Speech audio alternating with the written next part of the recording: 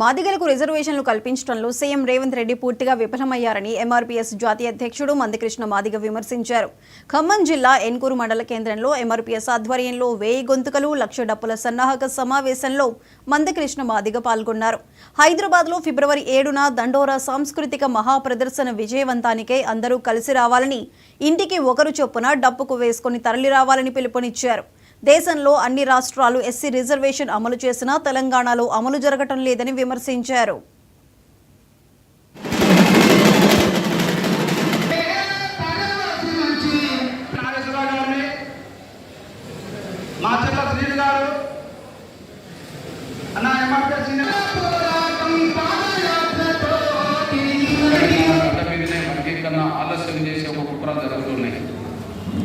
ఆలస్యం జరుగుతున్న కొద్దీ మన బిడ్డలకు అవకాశాలు కోల్పోవడం జరుగుతుంది.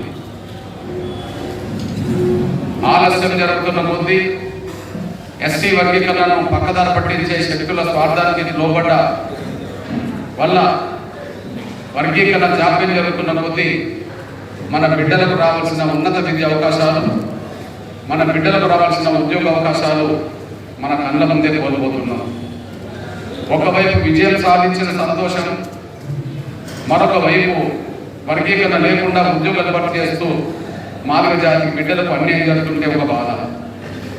దీన్ని దృష్టి పెట్టుకొని త్వరగా వర్గీకరణ అమలు చేయమని కోరడం కోసం, వర్గీకరణ లేకుండా ఎలాంటి ఉద్యోగాలు భర్తీ చేయాలని చెప్పి డిమాండ్ చేయడం కోసం ఒక మహత్తరమైన కార్యక్రమాన్ని ప్రకటించారు. మన ఆవేదన ఈ 30 సంవత్సరాల్లో ఎన్నో రూపాయలు తెలియజెప్పాము ఈ ప్రభుత్వాలకు, ఈ సమాజానికి.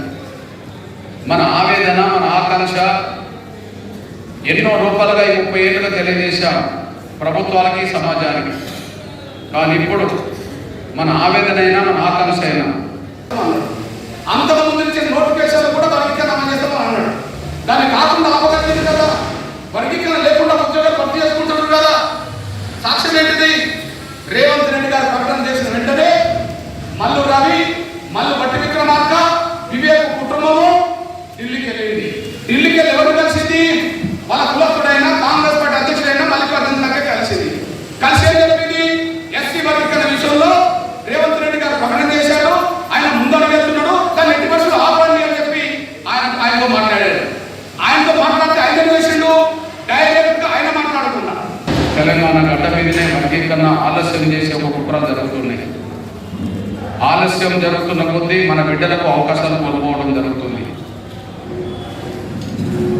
ఆలస్యం అన్నమయ్య జిల్లా